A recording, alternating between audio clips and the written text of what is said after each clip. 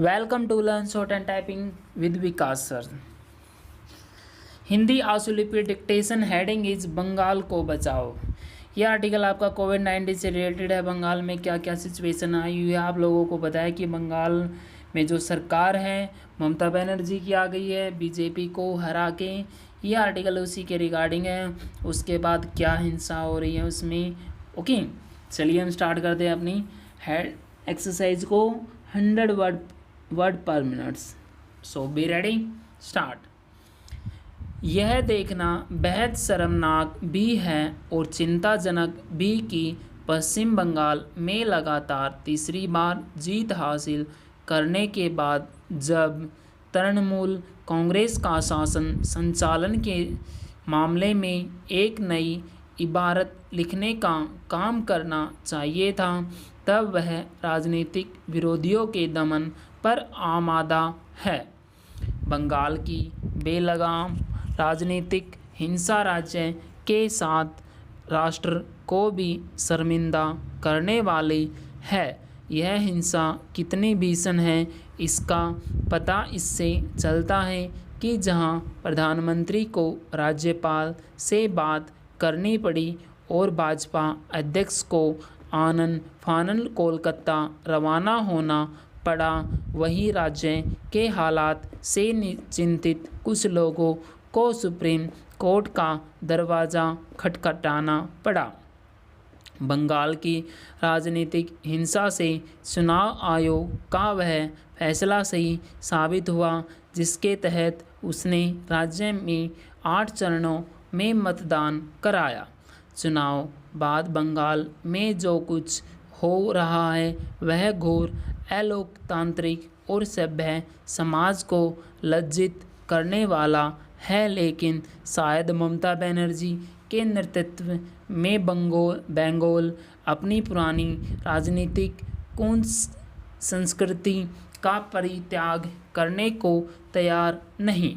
अपने राजनीतिक विरोधियों को डराने धमकाने और ख़त्म करने का जो काम एक समय वामदल किया करते थे, वहीं बल्कि उससे भी ज़्यादा घृणित तरीके से तृणमूल कांग्रेस कर रही है।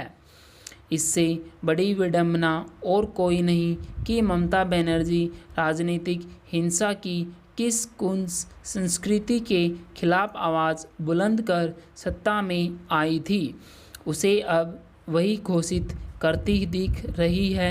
इस बार की हिंसा तो सारे रिकॉर्ड ध्वस्त करती दिख रही है। चुनाव नतीजे आने के बाद से ही तृणमूल कांग्रेस नेता और कार्यकर्ता जिस तरह भाषा के साथ साथ वाम दलों और कांग्रेसी कार्यकर्ताओं पर हमले करने में लगे हुए हैं, उससे ममता बनर्जी की चौतरफा बदनामी ही हो रही है। लेकिन ऐसा लगता है कि उन्हें अपने राज्य की खूनी राजनीतिक हिंसा की कोई परवाह ही नहीं। क्या जो लोग मारे जा रहे हैं वे बंगाल की माटी के मानुस नहीं। बंगाल पुलिस और प्रशासन जिस प्रकार हाथ पर हाथ धरे बैठा है, उससे यही प्रतीत होती है कि उसे तृणमूल कांग्रेस के नेताओं और कार्यकर्ताओं की गुंडागर्दी के खिलाफ कुछ न करने को कहा गया है। इसका संकेत इससे भी मिलता है कि ममता और उनके साथी हिंसा की घटनाओं को खारिज करने और उससे विपक्ष का दुष्प्रचार बताने में लगे हुए हैं।